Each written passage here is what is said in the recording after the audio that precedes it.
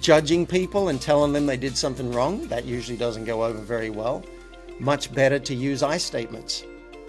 Hey, this, because as soon as you say you did this or you did that or this isn't appropriate, you're asking for an argument because they might have a different point of view.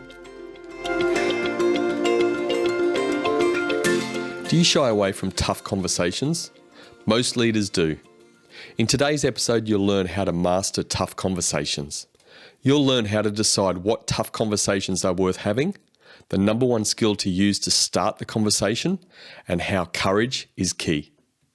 Our guest David Wood is the founder of Focus CEO. He believes the tough conversations we avoid are our doorways to confidence, success, and love. This is the Culture of Leadership podcast. I'm Brendan Rogers. Sit back and enjoy my conversation with David. No one wakes up and says, I want to have a tough conversation today. It's like going to the dentist. You do it when you have to, but yeah, I understand that. Yeah. Mate, what's been your personal experience with tough conversations? Is there a personal story you can share with us around it? Yeah, it wasn't like something I said, I want to be a tough conversations coach, or even that I want to be a coach when I was a kid. But what happened is I got really, like, I'm from near you in Australia. We've established that. Yep. And I had a tragedy when I was about 7. My little sister died. And we didn't know back then about the impact of such things. And I just went on with my life. But apparently what happened is I shut down my emotional side. And apparently that's a trauma response, is you just feel less and you can get very cerebral. And that happened to me. I started coming top of my school. I got paid to go to college. And, you know, in Australia back then, it didn't even cost anything to go to college, to university. And I got paid on top of that by a company and came out with a job waiting for me, and then got transferred to Park Avenue, New York. So I thought I was home and hosed, as we say. I haven't gotten to use that expression for a while. And at the age of 25, I'm consulting to Ford and Sony Music and Exxon on Park Avenue, but I wasn't happy. I was stressed, and my marriage wasn't going well, and someone sent me to a personal growth course that I did not want to do because they all wore name tags and they smiled way too much. And I'm like, I don't trust you people. I didn't even think it was possible to be that happy. But they were ready for me, and they cracked my cynicism. And I realized I knew nothing about intimacy, emotional intelligence, vulnerability, authenticity, integrity, and leadership. So I stuck around, even though they smiled way too much.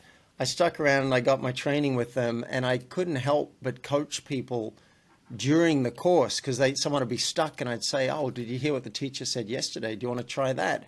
And I changed somebody's life overnight. And I got hooked. I'm like, wow, this woman's life is completely different because of the space I held for her. And so I thought, how do I do this stuff? And I kept training with them. And finally, they trained me as a coach. And as part of it, I had to get coaching. It was a requirement. And they kept on encouraging me to go and communicate anything that hadn't been communicated. And I didn't want to do it. But they say, make a list of people that you don't like. Make a list of people that you hate. Make a list of people you feel betrayed by, that you resent. And I'm like, oh, there's no one.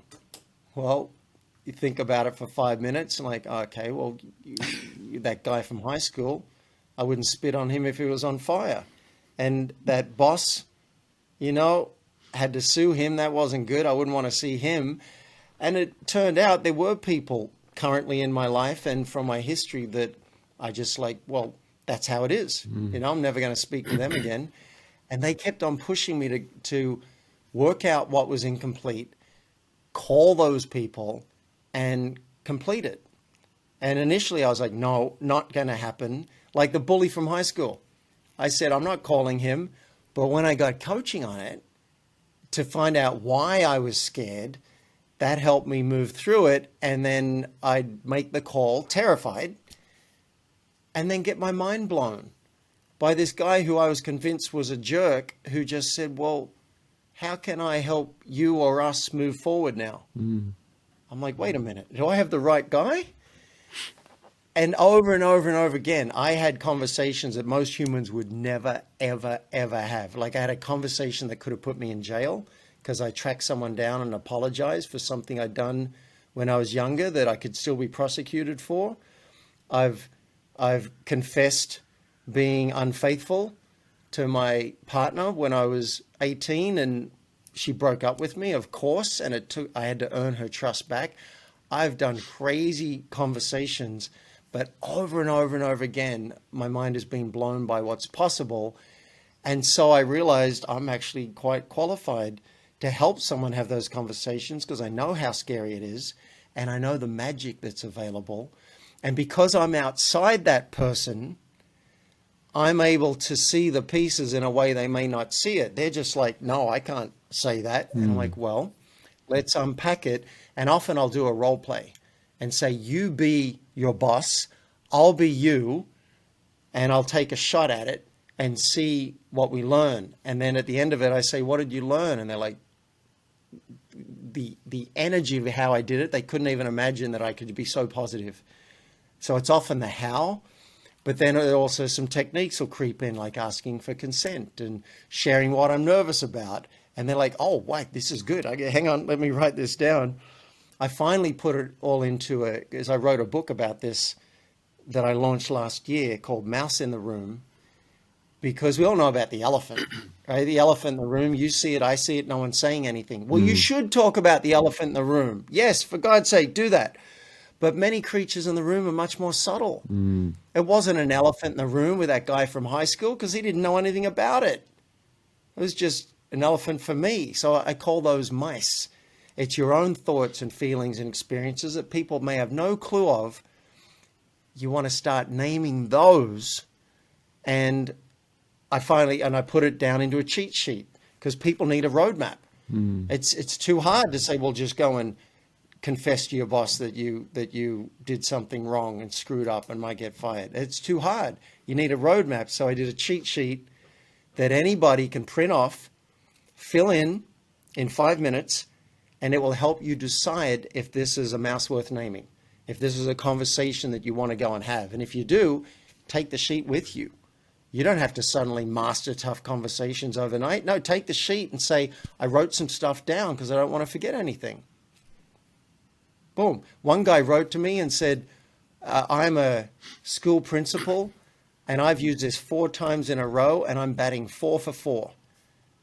4 times in a row. It's been a really great result. Now, I can't guarantee it, but if you use the roadmap, your chances are so much better. And then you get hooked. You're like, wait, who else can I talk to? What else can I clear up?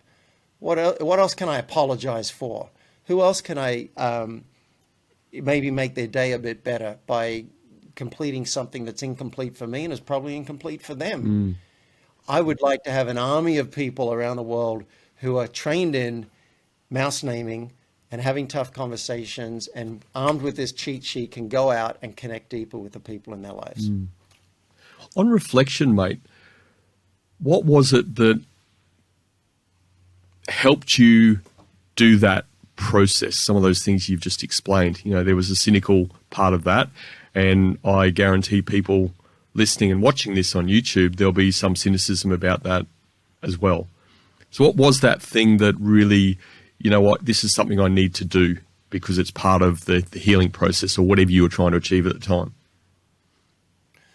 Well, I just got goosebumps because I realized there was something my coach did with me when I was saying no. When I said, no, I'm not calling that bully from high school. She said, why not? And I said, because he's going to think I'm a complete idiot. And she said these magic words. She said, well, lead with that. You're afraid to call him because you think he's going to think you're an idiot. That sounds like the truth for you. So start with that. I'd never even considered it. That's what the book's about. name the mouse, name what's happening. There's power in it. You read fantasy books and books about magic, there's always power in names. Well, there's power in just saying what's true. I coached a client today who's a vice president at a company, and he said, our stock price just dropped 40%. And people are very upset because they got stock options. And he said, how do I address this? And so we did a role play, and what came out of my mouth was naming the truth, naming what's so, naming the mouse in the room that now is actually an elephant because everyone knows about it. But naming, you know what? Some of you are probably pretty upset. Some of you might be afraid because your retirement plan just disappeared. I don't blame you. I feel that too. My options got hit as well. Just the power of naming it. So my coach gave me that gift, and it allowed me to call that guy and say, I just got to tell you, I'm really nervous to make this call because I'm so worried you're going to think I'm the biggest idiot in the world because it's probably a stupid thing I'm doing. His reaction was curiosity. I'd shown some vulnerability, and he's like, oh, well, what do you got? What's going on? How can I help? It was incredible. I thought he was a jerk. He's not. He's a really good guy. And we got to talk about it. And I didn't even need an apology. I just said, I'm letting go of this. I've been resenting you for years, and I'm letting go, and I just thought I'd let you know. He became a friend that day. And I actually went back to my hometown of Cessnock and saw him at a pub because he was visiting his parents as well years later. And normally I would have ignored him, but he invited me over to his table. We had a good chat, and at midnight when he invited some people back to the house, I was invited, and sitting next to him at 1 o'clock in the morning, pretty drunk, he leaned over and he said, so no one else could hear, I don't think I would ever have the courage to make that phone call that you did. And I really admire that. And this was the guy I thought would just think I'm an idiot.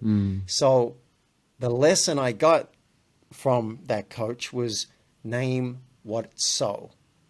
Name what is. And if you're nervous to call someone or to have a conversation, lead with that. Hey, I feel nervous to have this conversation because, and this cheat sheet will help you. It'll say, what are you afraid of? I'm worried you'll get angry or you get defensive, or I'm worried you'll judge me. Great, you can lead with that. However, I've decided that I'm willing to risk it because I want, and you insert positive outcome. I want us to have a good working relationship, or to be quite honest, I'd like to sleep better. And this has been keeping me up at night. The tough conversations we haven't had are what give us the stress and keep us up at nights. It's horrible. And I used to think, oh, that's other people. I'm the tough conversations guy. I don't have any of that. Until I do. Until there's something like someone's complained about me, or there's a client who's really unhappy, or someone might go public with something that's embarrassing, or something's really high stakes is on the line. And now all of a sudden I'm just like everybody else, and I'm scared. And I'm like, oh my God, how do I handle it? And if I can remember, I'll go back to the cheat sheet. Fortunately, I've got a number of great coaches I can call upon and say, hey, help me with this. And then after 10 minutes, it's clear. It's clear the way forward. It's like, okay. And just like with that coach who said, lead with that, that set me free. That set me free to make the call. I had another one last year. I was in an acting class and someone had complained about me. They felt uncomfortable about me, and it was a woman. Well, you know, in this post-Me Too movement, that's not a good look for a guy, to have a woman complain about him and say that she doesn't feel comfortable. That's the kind of thing that can spread. And, you know, and I'd been really trying to actually speak to that person to find out what was wrong and if there was something I could apologize for. So that was, and I was like, I lost sleep over this. It was like, there was a complaint against me, and I could have complained and said, this person doesn't even talk to me and I don't know what happened. Can you sort it out? But I didn't do it. So when something does trigger us, it's horrible. And that's when it's really good to have either this cheat sheet in your corner, or if the stakes are high enough, a coach or a therapist can help you get clear on it and give you a roadmap to go and make a big difference so you can sleep better. And there's certain results you might want to get, like getting a promotion or getting a pay rise or having someone stopping doing that thing they're doing that's bugging you, that neighbor who's banging on the roof. You know, whatever it is, tough conversations can change your world and the world of people around you. So I'm a fan. I'm a proponent, and I know it's not easy. If it was easy, everyone would be doing it, and they wouldn't be tough. Absolutely. What's the is let me say this now, and I just want to say something else so I don't forget this question. What is the tough part around these things? Like, how do you set things up? Holding that for a minute and taking that point before around, the thing that came to mind was the whole eat the frog moment. It's sort of get the toughest thing out early in that conversation and the rest just sort of flows a lot easier. That sort of really resonates, absolutely. But what is the thing or the things that make tough conversations tough? What are people scared about and why they avoid these things? Yeah, well, as people, I think our psyches are quite fragile, most of us. We did, and I think I'm going to say some things now I haven't said before, but you ask a question and stuff kind of loads up in my brain. So this is what's coming to me is most of us are starved for approval, and we're growing up and we're being told by society all the time, you're wrong, you're too fat, you're too thin, you're not smart enough, you're whatever. So we're trying to, on social media, we're trying to get approval. I know I am often. It's like, oh, just approve of me. Look, aren't I doing it right? Yeah, you're doing it right. You nailed that. Yes. Right? We want that. And we're not always trained in how to get our needs met. And so if you say something to me that challenges my view of myself, I might get defensive. I might start going on the attack and get aggressive. People do this. How dare you say that? Now, if you're around a fairly enlightened person who's done their work, hopefully they can realize what's happening and go, oh, I notice I'm feeling something about that, but tell me more about it. I'm going to put that to the side. I want to hear everything you've got to say about your experience. And then once you're done, maybe I'll share with you. We don't usually have that with people. So if you go to someone and say, hey, I feel betrayed by something you did, you might be opening up a can of worms. If you say, I feel upset by something you did, or I think something you're doing is inappropriate, they might not be like, thank you so much for the feedback, right? So, and we haven't been taught, we haven't been given a roadmap. So if you just go in and you just say, hey, David said on a podcast, I should be honest and have tough conversations. So I want to tell you, you kind of smell. And, I just don't like, I feel really down when I'm around you. So I'm going to have to spend less time. No, I'm not saying that. There are ways to do it. But if you go and do it incorrectly, you might lose something. You might lose the relationship. You might lose some money. As I think I said earlier, I confessed to a crime once and I could have lost my freedom. It took me 20 years to get to a point where I was willing to lose my freedom for the opportunity to apologize. Now, I'm not always that noble.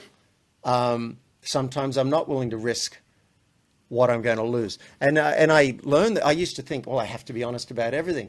Hey, when I was in Bali and a government official showed up at the door and said, we understand you might have been subletting a room and you can't do that in Bali. And so we might need to put you in jail for a while we negotiate a bribe. The noble thing, I think, might have been to show up and say, yes, I did sublet a room and I'm willing to pay whatever fine. I'll pay a bribe if I need to, and I'll be deported and I'll take the consequences. That'd be noble. I don't want to go to jail. I particularly don't want to go to jail for subletting a villa. And I don't want to be negotiating a bribe from within jail for an indefinite period of time. So I left the country. That was a conversation I chose not to have. A lawyer said, if you can get your passport, just leave. Come back in 3 months, it'll all blow over. That seemed like a good idea. So I'm not anymore like you must have every tough conversation and you must tell the truth all the time. When I would get to immigration in the US and they'd say, are you planning to work here in the US? No, sir. Even if I'm going to work on my laptop. Don't want to have that conversation. Or even if I might be hoping I might get some clients. Nope.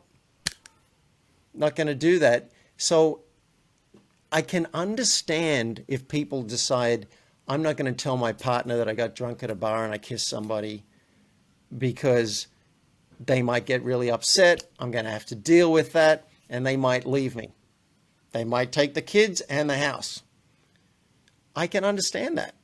You have to make that decision. I have a moral viewpoint on it, that letting someone stay with you for 20 years based on incorrect information. I have a moral viewpoint, but as a coach, my job is to say, work out the upside of having this conversation, because often we won't even see the upside. We just go, no, that's a bad idea.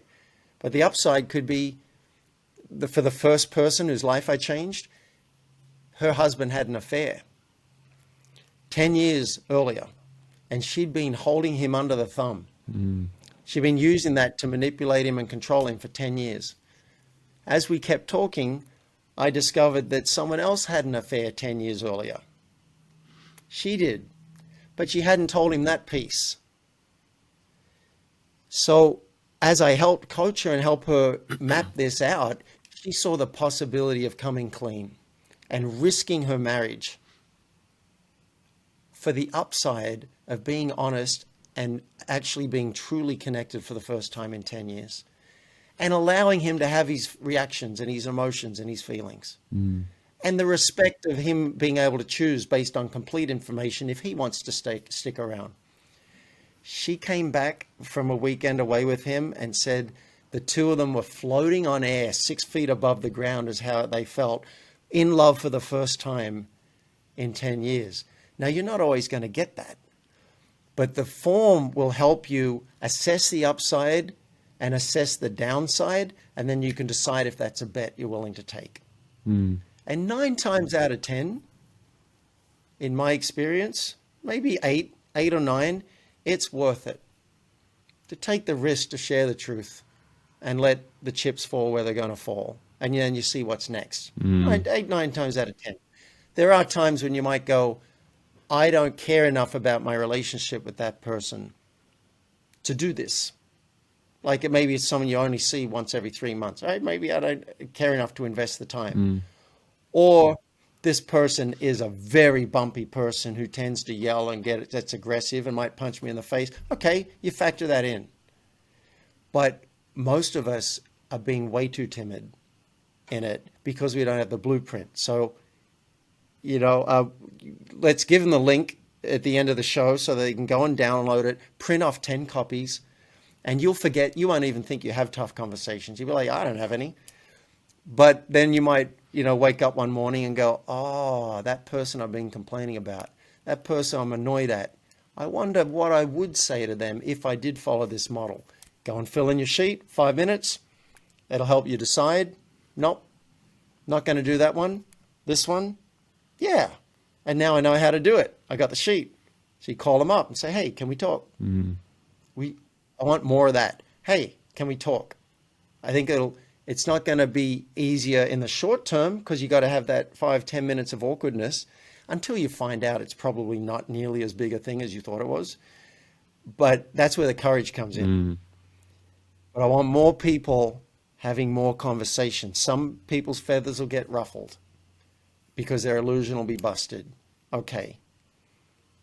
Then we see what's next. It's that classic case, isn't it, of leading with vulnerability. And leading with vulnerability opens up more vulnerability down the space. And it's a great example that you've used in a personal situation for lots of people. I'm sure there's lots of people that will resonate with some of those scenarios.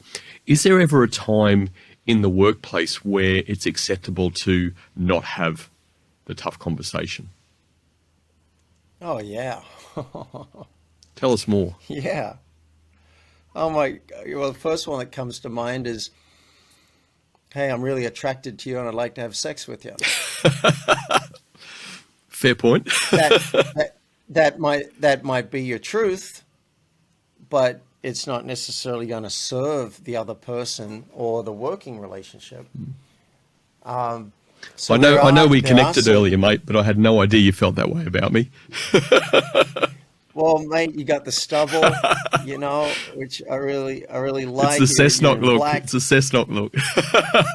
Yeah, yeah, that's right. Um, yeah, there might be things that you don't want to touch. Like, for example, that student in class, I learned a good lesson from that. I'm the tough conversations guy. I'm like, hey, something's off. Is there something I did? Can I apologize? In that situation, it made it worse because that person did not have the tools to talk about it and did not want to let it. They just wanted to be left alone and never speak again. Okay, I learned a good lesson from that. That I did not have consent. I tried maybe 2 or 3 times over 3 months, and then I'm like, okay. But what I should have done is gone to HR. I should have gone to HR, which is the teacher, and say, something doesn't seem right. I don't know what it is. I've tried to resolve it. I don't know. If you can find out if there's anything I can do to make things better, because it seems really awkward right now, I would have been in the clear because I'd gone and said there's an issue and I don't know how to handle it. I would have been in the clear versus now I'm the guy that just didn't back off and know when to leave someone alone. So you might want to use HR as some backing for certain things at work. I'm sure there are a dozen other examples. Again, if it's someone who's like peripheral, let's suppose someone smells a smoke, but you only see them once a month, maybe you don't need to have the conversation about, hey, you stink of smoke. If you don't have that kind of, you don't need a good relationship with someone to have a conversation, to ask for permission. But how invested are you in the person? And I think I have a checklist in the book to work it out. Is this something worth having? But you should at least do the sheet, at least do the worksheet to work out, oh, this is how I feel about it. This would be the upside of having this conversation. This would be the downside. Is there a request I can make? That's a leadership move. Make a request. Don't just complain. Hey, this isn't really working for me. Would you be willing to do this? It's all there in the one pager. And then at the end of it all, you want to check in with them. Hey, how is it for you to have this conversation? Is it weird, awkward, inspiring, something else? Is there anything you want to share? I want to hear anything you got. But yeah, there are plenty of conversations, not just at work, that the upside may not justify the downside. Just like I said with immigration, I could have decided when I was 18, I was in my first serious relationship and I got drunk at a party and I had sex with someone else. Woke up feeling like the worst person on the planet, and I was. Now, I could have made the decision to not, I could have decided I'm just not going to ever stray again. I'm not going to tell her, I'm not going to have that conversation. And, maybe lived under the illusion of bliss. I could have done that. That's just, even before the coaching, before the personal growth, I could not live like that. I can't have a huge withhold from someone I'm going to live with. I can't do it. I don't know how anybody can. It's like, that's not a relationship. So I didn't have the form, but if I did, I would put it down and say, well, the downside is I could lose this relationship. The upside is we could relate from a base of honesty, and I have a chance to make it up to her. She broke up with me. I did earn her trust back. I had to really crawl and grovel, and she believed I'd learned my lesson. And I tell you what, Brendan, I was 18 then. I'm 54 now. I cannot think of one instance where I've broken a fidelity agreement with any partner since. I really did learn my lesson. Now, had I stayed quiet about it, maybe I couldn't have really learned that lesson because I had to feel like shit. And I never, ever want to feel like that again. So people can't even believe how there have been situations where, uh, well, let's go there. We're both Aussies. I once had a situation where my girlfriend found a pair of panties in my closet, and she's like, "Whose panties are these?" And I looked at them. I'm like, I have no earthly idea whose they are or how they got in my closet. And that was the truth. And her friend said, "How can you possibly believe him?" Seriously. Any guy that happens and they say, "Nope, I haven't broken any agreements," you're not going to believe them. But she said, "Trust me, if there was something to tell, I would know because I know who he is." And so we had that trust. Now, I worked it out a month later that 6 months earlier, when my cousin had come to stay, she'd used my room and she had a girlfriend staying or whatever. It had to be from them because I just, if I'd broken an agreement, I would have told her. And she knew that. And that's what's possible. That's one of the things that's possible if you're willing to reveal and you're willing to take your lumps when they're due. You do build trust. Mark Manson says, the more you try and get people to like you, the less they will. People need a little friction to trust you. And so I forget what started me down this route. Oh, I was going to say, it's not always worth it. You might decide, no, I'm not going to do it. But if you do go there, I really think magic is possible. Oh, which was leading me to, I ended up marrying that woman. She broke up with me. I had to earn her trust back. And we went through a lot of ups and downs. And I think she proposed to me. And we did get married. We're no longer married, but I still consider her family. And recently I went and stayed with her and a new husband. And her son calls me Uncle David. And that's like I risked the relationship. I risked everything to tell the truth. And it makes that idea makes me happy. It's not easy, but it's noble. And those are the people I want to be friends with. Those are the leaders I want to follow. The ones who are willing to risk things to tell the truth. It's exactly right. What makes you different to most? Most is a big claim, but we'd have to say that based on general leadership standards in the world, it's probably fair to say most don't go down that path. And we're even just talking in the workplace, most don't have those tough conversations. The tough conversations you're talking about is a whole other level on a personal side, in my view. You're right. So what makes you different? What makes you able to do this? I think I've been blessed with such good coaches. When I first did that course, I was like, I don't know about this stuff. But then I did the second one and I saw what was possible. My heart was cracked open and I just saw people transforming. I'm like, this is real. I'm a cynical guy from Cessnock, Australia. But this is real what's happening here. So they showed me a new way of being. And once you get a little taste of that, you don't ever want to go back to the other way of living. I started bringing it into my family. It's almost like a healthy drug, isn't it? Yeah. One of the toughest conversations I ever had, I realized by being around all these people in this personal growth that I'd never said I love you to my parents. We didn't do that in our family. And oh my God, the terror in me. Calling my mother from the US and saying, look, there's something I've never said to you and I just want to say it out loud. I love you. That was terrifying. Oh, it's a horrible experience. But that started to ripple out in my family. I think 2 weeks later, I said something and she said, I wish you wouldn't turn over these stones. I'm like, what do you mean? She said, well, I got thinking how you said I love you and I realized I never told my mother. So she drove 5 hours to Forbes, for you Aussies, drove 5 hours to Forbes, and with the intention of saying to my grandmother, I love you. And the first day she thought, it's too early, we'll just settle in. And the second day she thought, she's too busy right now. The third day she thought, she knows. She knows. And then it came to the last day and she got in the car, turned the engine, she's ready to leave, and she thought, she's 85.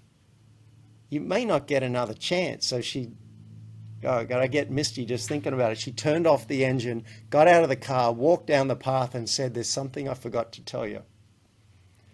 I love you. So you never know if you start down this path and you start practicing your courage and taking on the tools that you're learning from podcasts like this, and you take a risk to be human with another human being. You have no idea how that can ripple out to the rest of your staff, your peers, your bosses. They might think you're weird at first, and you might blow some of these conversations. Great.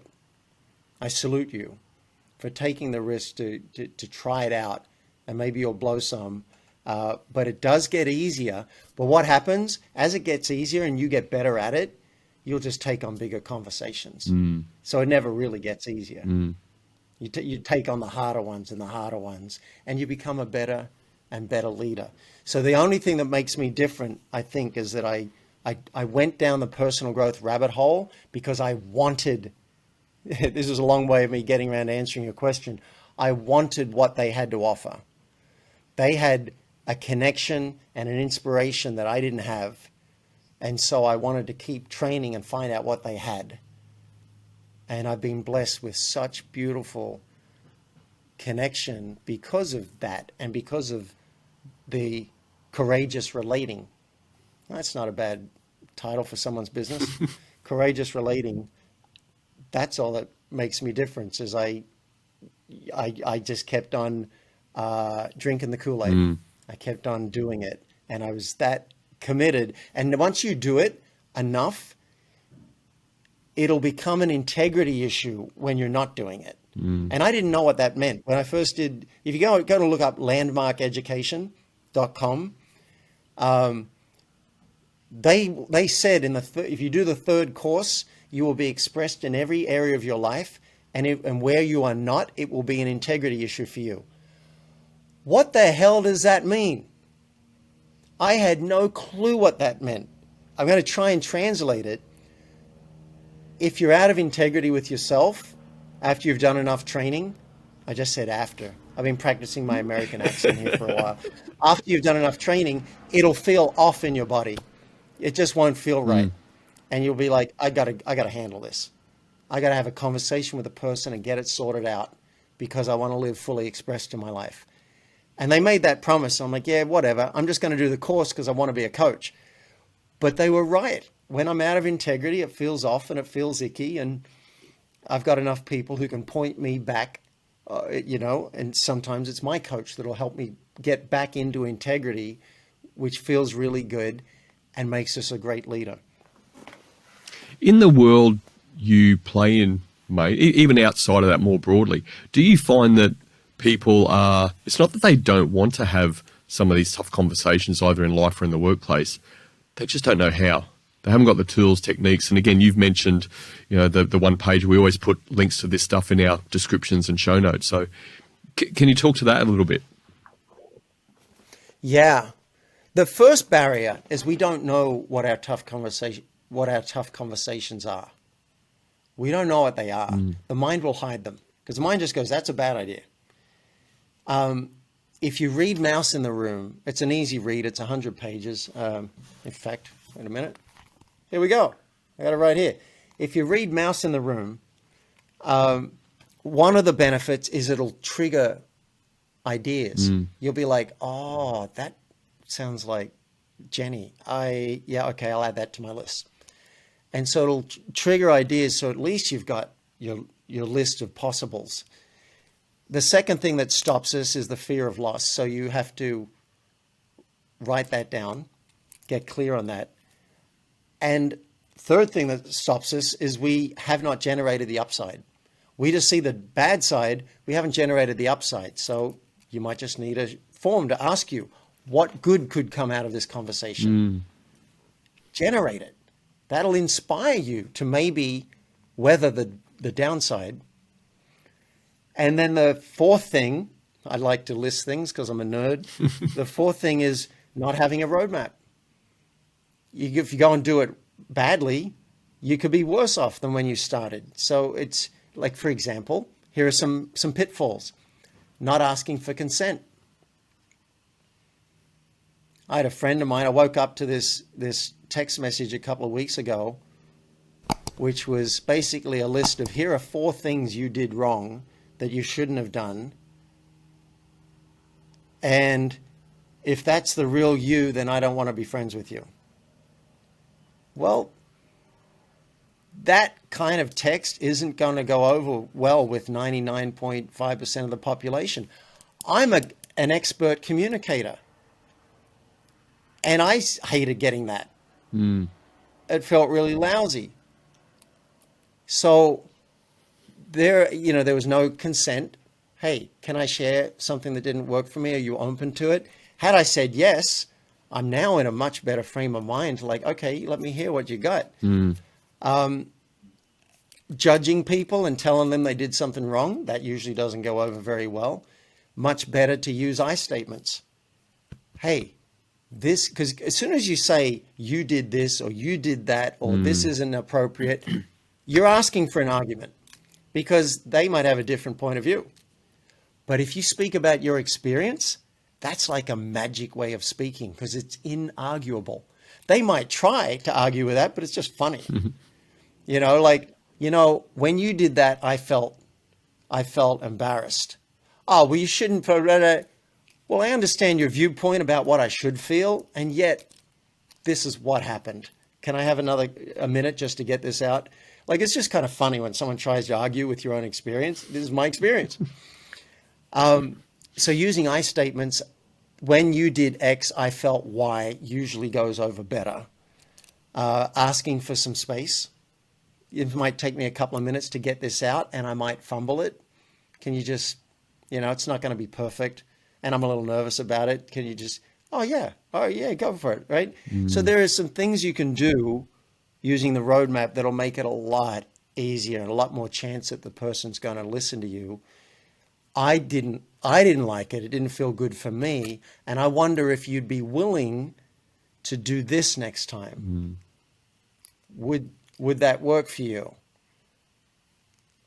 I once had a landlord who moved in downstairs. It was his house, but he moved back in downstairs and would open the adjoining door to my apartment and come in and use the storeroom whenever he wanted to. Drove me bonkers. My nervous system's jumpy. And I asked him if he'd change it, and he said, look, I'm not asking you, I'm just telling you this is how it's going to be. I had to use everything I had. The consent, I got his world first.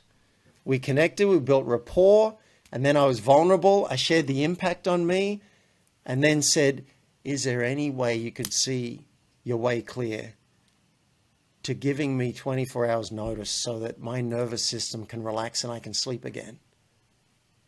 And he said, yeah, all right. That guy went from an enemy who I had called the police on. You guys are getting the ins and outs of, the nitty gritty of my life. It's not always smooth. I'd called the police on to an ally who was trying to help me. And I started carrying his groceries and whatever. The magic we see in movies is absolutely possible. And whoever seems like an absolute enemy to you, I would almost guarantee you have not tried the 10 steps that might convert them into an ally before you write them off. There's a lot you can do. Yeah, absolutely. It's that connection piece, isn't it? I guess where it takes my mind too is the controlling of emotions. You mentioned this sort of earlier in the show as well. Not everybody has, or can I say it's probably fair to say people have varying degrees of emotional intelligence. So when you're in the conversation, the tough conversation, how do you handle situations that inevitably come up where people are really reacting to some of the information you might be sharing, even if you followed various of these steps or all 10 steps? Yeah, some people are going to get bumpy and they might yell and they might, get upset. Sometimes I recommend asking if they can give me a minute or two, or my clients will ask, can you give me a minute or two to get this out? And then I want to hear anything you've got to say. It doesn't really matter who goes first. All it matters is that you take turns. Think back to any fight you've had in your life. You're not taking turns. You're trying to be heard while the other person's trying to be heard. So if they can't do that and give you that time, even if they say yes, but then they keep interrupting, a ninja move, and it's listed as a pro tip on the form, say, you know what? It seems like maybe you've got some charge on this. Why don't you go first? And I'll just listen to everything you've got to say. And then when you're done, maybe I can share what I've got. Tell me more about that. You give them a shot. It might take 1 minute, 2 minutes, 5 minutes, 10 minutes. But eventually it might be like, have I heard everything? Is there anything that I haven't heard yet? No? Okay, got it. Thank you for sharing that. I think I understand now. Can I tell you now my side? And often once they've been heard, now you can go. Remember, it doesn't matter who goes first. It just matters that there's an agreement on whose turn it is. And you take turns. I even thought of an app today while jogging that would have a timer on each end of the phone, and you press it and you have 1 minute to go. And then you can double down and claim a second minute. But after that, it's the other person's turn, and they get a minute and they can claim a second minute. You go back and forth. Game changer. It's like the chess move, mate, isn't it? Like your turn, banging the... It's exactly like that. Because you just got to take turns in a simple app like that. I might even write the code for it because I'm a nerd. Mate, I know we are short of time and you've got to go very, very soon. The last question I always like to end with is, and I think it's very practical and relevant based on what we're talking about, but what has helped you become this more confident leader? I'll see if I have an answer. And then if it's okay, I have an offer that I created today that I'd like to make to your listeners. Absolutely. Great. Cool. It's an experiment for me. What has made me a confident leader? Well, I'm not always confident. And that's part of the trick. I'm not always confident, but sometimes when I'm not confident, I'll say that. And the truth will set you free. Hey, this is new for me. I'm practicing. If you see any way I can do it better, let me know. Now I'm free to go and make mistakes. So it's naming the mouse. It's naming what's true. You can't blow it. You get up on stage and you're nervous. Woo, you guys are pretty scary. Would you take a deep breath with me so I can settle? Because I got some really good stuff for you. Naming the truth is the secret weapon. And a lot of my coaching, how do I solve this? Well, tell me what the truth is. Oh, that's the truth? Go there. Love it. What's the truth there? What would you say that a person, if they would listen to you? That? Okay, great. Let's do that. I think that's what gives me my confidence, and also having very few secrets. Very few things that can bite me in the butt because I want to address them head on and take my lumps. And it just leads to a lot of confidence because you've handled it instead of all these skeletons waiting to jump out at you. Isn't it always the way, mate? Simple advice is always powerful and impactful. It's not always comfortable, but it does get easier. Absolutely. What's your offer, mate? Yeah, thanks. Is that water or gin? So this is water with some supplements in it. Nice. Yeah, I squeezed in a jog before this exercise. Good on you, buddy. Before this, sounds like we both did the same thing. Yeah, perfect. So if you're listening to this and you're interested in coaching, I coach two groups of people. I coach business owners and I coach managers and executives that don't own their own business. But if there's something in here that resonated with you and you're like, hey, I want to do better. I want to be a better leader. I want to handle conflicts at work. I want to systematize. I want to delegate. I want to do all the stuff that executives do before you go up a level. the way I've been working for the last 15, 20 years is just a flat rate. It costs $20,000 for the year or $2,000 a month to work with me. But what I have gotten present to in the last, particularly since the pandemic, not everybody can afford that. And so I've allocated 5 coaching spots for people who may not be at the level with their salary or their business revenue to afford $2,000 a month for a coach. So I'm introducing a sliding scale that'll go from $300 a month up to $2,000, depending on where you're at. If you're interested in taking advantage of that, go to focus.ceo. It's not .com. I actually got the CEO domain. So focus.ceo. Click on apply for coaching.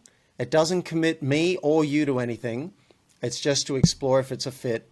And mention in the comments when you do the intake form, which takes like 5 or 10 minutes. And it's awesome.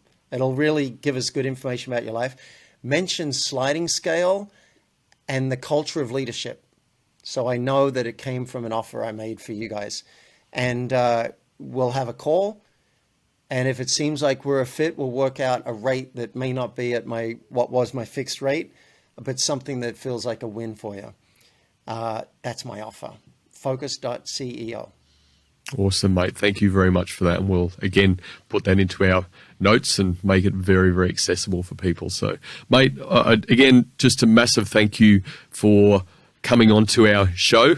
Great to connect. Great to talk to a fellow Aussie as well. I'd done a fair bit of research on you before the interview, like I do for all of our guests, and I know that Aussie accent anywhere. I didn't know you came from Cessnock, so it's even closer than what I thought, but it's always good to connect with fellow Aussies. Well done on what you're doing. Keep doing all this great work, and thanks again, buddy. It's been a pleasure chatting.